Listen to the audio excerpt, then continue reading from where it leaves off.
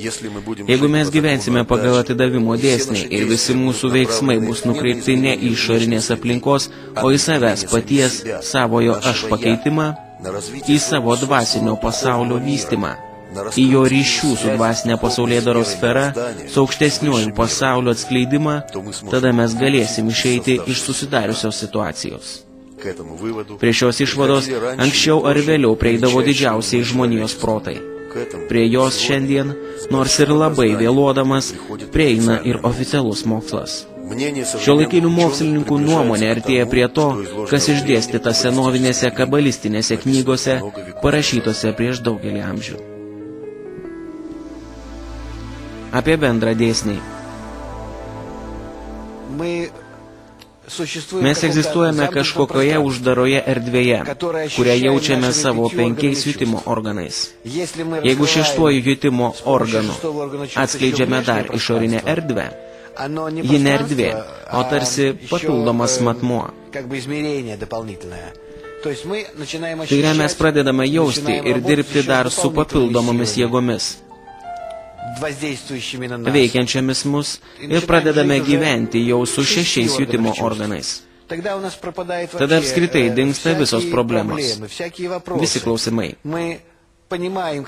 Mes suprantame, kokiu būdu galime teisingai veikti gamtą, kodėl šiandien mūsų jėgos, mintis, jai daro neteisingą poveikį, ir imame išlaikyti su ją protingą pusiausvyrą. Tik šitas vienintelis bendros pusiausvyros dėsnis, panašumų su visa supančia gamta dėsnis, jis ir egzistuoja, pats pagrindinis dėsnis. Ir jis šitas dėsnis sako, kad žmogus turi elgtis kaip žmogus, altruistiškai, ir tada jis pasieks pusiausvyrą. Kaip šią būseną visiško komforto pusiausvyrus su supančiu pasauliu pasiekti, kaip ją išlaikyti, tai ir yra kabalos mokslas. Kabala sudaryta taip, kad būtų galima ugdyti būtent 6 jutimo organą, o likusius lavint kaip įprasta. Tai yra, žmogus jokių būdų neturi išeiti iš šio pasaulio, atitolti nuo jo, jis nieko neturi savęs riboti. Jis turi gyventi, dirbti, turėti šeimą, suktis į save panašių rate. Kurti, atiduoti visuomeniai ir gauti iš visuomenės, būti visiškai normaliu žmogumi. Ir būtent taip gyvendamas ugdyti savyje 6 jutimo organą. Jeigu žmogus taikydamas kabalistinę metodiką pats pradeda artinti save prie aukštesnio pasaulio, tai jis keičia ir įvykių, kurie jam turi nutikti, kokybę, jo pojūčiai tampa teigiami. Ir kiek jis pats juda aukštesnio pasaulio link, tiek jis keičia neigiamą aukščiausiojo šaltinio įtaką jam įteigiamą. Kiek aš supratau, žmogus turi per visą gyvenimą tobulinti save ir tarnauti kūrėjui, tada viskas bus gerai. Ar taip yra iš tikrųjų jūsų nuomonė ir kabalos nuomonė? Pirmiausia, kūrėjo nėra, yra gamta. Nėra jokios aukštesnės jėgos, kuri jūs veiktų staiga vienaip, staiga kitaip. Yra gamtos dėsnis, vienas vienintelis, absoliutus. Jūs mokate jo naudotis teisingai, prašom, galite jo naudotis ir pasiekti, ko tik tai norite. Ne, tada šis dėsnis kenks jums. Kaip ir visi dėsniai mūsų pasaulyje, mes studijuojame mokslą tam, kad geriau įsitvirtintume šiame gyvenime. Kabalos mokslas pasakoja mums apie aukštesnį pasaulį, apie ten esančius dėsnius, ne apie kokį nors kūrėją.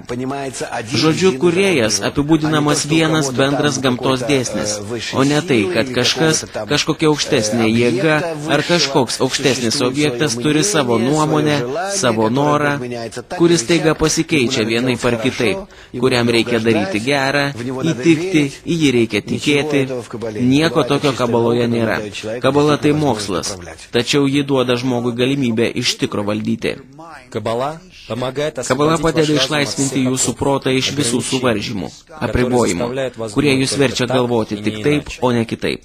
Jeigu mano žodžiai pažadina jūs, jūs tai sužinosite. Jeigu ne, siūlau jums dar giliau įmigti. Kaip gyvena žmogus šiame gyvenime, taip jis skins vaisius kitame. Kaip kabala sprendžia šios klausimus, kaip jį tai žiūri. Apie persikūnijimą. Žmogus, jeigu nepasiekia savo visiško įsitaisimo, nedelsiant grįžta į šį pasaulį. Jo siela nedelsiant sugrįžta į šį pasaulį, vėl įsikūnija į žmogaus kūną ir tęsia savo žemišką egzistavimą iki tol, kol žmogus būdamas šiame pasaulyje per savo gyvenimą visiškai nesuvokia aukštesniojo pasaulio. Ir tai įmanoma padaryti per mūsų trumpą gyvenimą. Beje, ir jūs, kai šiandien klausote, ne šiaip savo, neatsitiktinai atsiradote čia. Bendraujate su manim ir jūs šiame gyvenime turite galimybę suprasti, pažinti, pradėti egzistuoti visoje pasaulėdaroje.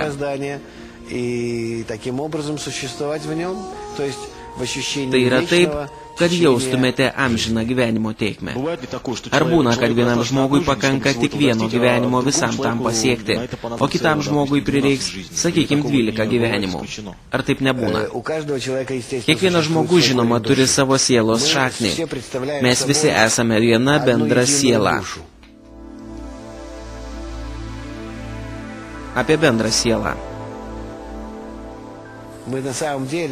Mes iš tikrųjų esame kaip vienas bendras organizmas, kuriame kiekviena ląstelė yra visiškai susijusi su visomis likusiomis ląstelėmis.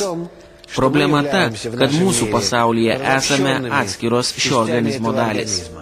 Jeigu mes tarpusavėje susijungtume, dirbtumėme vienas kitam, taip sakant, persiimtume visuotinės meilės, tarpusavio pagalbos, tarpusavio užuojautos, tada mes pakeltume save į šitą amžino egzistavimo lygmenį. Sieloms jokios reikšmės neturi išorinis apvalkalas, jo pavidalas. Tai yra žmogaus išvaizda, jo gabumai, tautybė, ypatingos savybės, jie nurodo tam tikrą sielų tipą, bet ilgainiui, kai siela išsitaiso ir pakyla aukštyn, visos sielos susilieja į vieną. Visos vyriškos sielos susilieja kartu, tarsi į vieną vyrišką dalį. Visos moteriškos sielos susilieja į vieną moterišką dalį ir po to jie susilieja į vieną sielą. Tai ir yra tas Adomo ir Ievos susiliejimas, kuris buvo sumanytas kūrėjo. Adomas ir Ieva, dvi dvasinės kategorijos. Tai ne žmonės mūsų pasaulyje. Dvi vienos sielos dalys, vyriška ir moteriška, kurios susiliedamos į vieną ir suformuoja šitą tobulą objektą, tobulą indą, kuris visiškai užsipildo aukščiausią šviesą. Kaip Jūs manote, ar sugeba žmogaus mintis veikti materiją? Ar tai tiesiog žmogaus smegenų sugebėjimas gauti informaciją apie įvyksiančius įvykius iš tam tikro informacinio lauko? Na, jei norite, pavadinkime tai Vernackio terminu noosfera. Reikalas tas, kad ne kūne visos šios sielos iš tikrųjų sudaro vieną bendrą organizmą, vieną bendrą sielą, kuri iš esmės yra bendras noras ir bendra mintis. Štai šita visų egzistuojančių bendra siela ir valdo mus,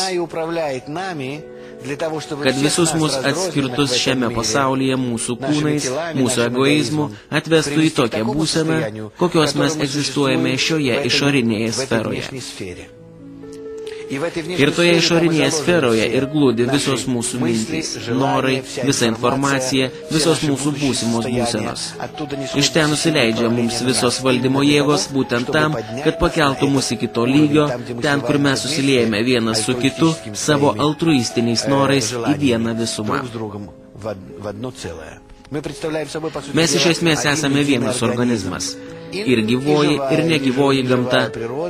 Aišku, ir augalinė, ir gyvulinė, visos gamtos rūšys yra vienas organizmas, persmelktas vienos vienintelės altruistinės jėgos. Vis dėlto, kokios savybės labiausiai adekvačios šitai doktrinai, tarkim, idealo žanrui? Kokias savybės pirmiausia reikia tobulinti? O tobulinti reikia labai paprastai. Pasidaro labai paprastas vaizdas. Visa kabalistinė metodika egzistuoja tam, kad parodytų žmogui, jog tu niekada negalėsi egoistiškai mėgautis, o galėsi mėgautis tik altruistiškai.